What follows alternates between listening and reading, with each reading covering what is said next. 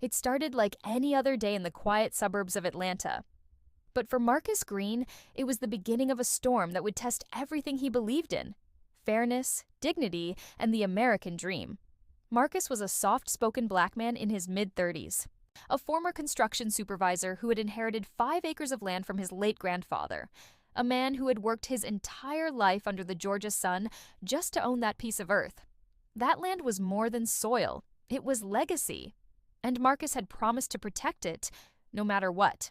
For years, that land stayed empty, a quiet field with wildflowers and a little wooden sign that said Green Family Property since 1956. But one morning, Marcus drove by and froze. Concrete trucks, bulldozers, men in hard hats. The sound of drilling filled the air. His land was being turned into a construction site. Not one building, but 12.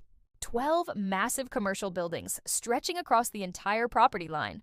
Marcus slammed his brakes, jumped out of his truck, and shouted over the noise, "Hey, who gave you permission to build here?" The foreman barely looked up. "This is HOA development property, sir. You might be mistaken." Mistaken? Marcus pulled out his papers, the original deed, the tax receipts, the map with his grandfather's signature. "This land's been in my family for generations," he said. But no one cared. The HOA, a powerful neighborhood association led by a woman named Karen Whitaker, had somehow claimed the land as abandoned and approved construction of a new commercial district. That's when Marcus realized this wasn't a mistake. It was theft, dressed in paperwork. For weeks, he tried reasoning. He attended HOA meetings, filed complaints, even showed up with his deed in hand. But Karen always had the same smug smile. "I'm sorry, Mr. Green," she'd say, "but our records show this land as public property now. You'll need to take that up with the county." He did, and the county told him, "According to our updated files, that land belongs to the HOA." Updated files.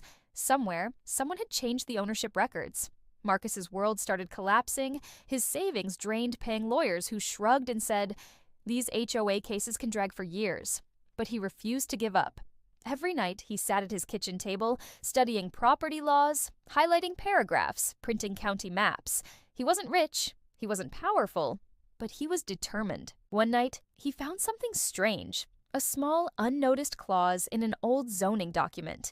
It stated that any development within 200 feet of a family burial site required consent from the property AMES original heirs.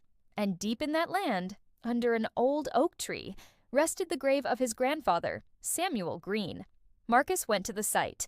The grave marker was still there, cracked and half buried in dirt, but visible. He took photos, measurements, and filed a complaint under the Historic Preservation Act, using the clause as legal proof that the construction violated state law. Karen laughed when she heard about it. "Gravesite? Please. You'll need more than a ghost story to stop progress." But a month later, the court sent a notice. All construction was to be halted pending investigation. The HOA was furious. Investors lost millions. And suddenly, Karen wasn't smiling anymore. Marcus didn't stop there. He dug deeper, literally and legally. He found the title transfer document that had moved his land into the HOA's name. The signature on it wasn't his grandfather's. It wasn't even his. It was forged. The notary who'd stamped it? A friend of Karen's husband. When the story reached a local news reporter, everything changed. Headlines read, "Black man claims HOA stole his family land. Fraud allegations, Rock Pinewood subdivision." The video interviews went viral. People across the country began asking, how can someone just lose land like that? Marcus became a symbol of quiet resistance. Karen's HOA tried everything: threats, false claims, even offering him a settlement to stay silent. He refused. "This is my land. I'm not selling what was already mine," he said on live TV. And when the court date finally came, the courthouse steps were filled with supporters holding signs. "Land justice for Marcus! You can't bulldoze heritage." Inside the courtroom, Karen's confidence cracked. Her lawyers stumbled as evidence after evidence stacked up.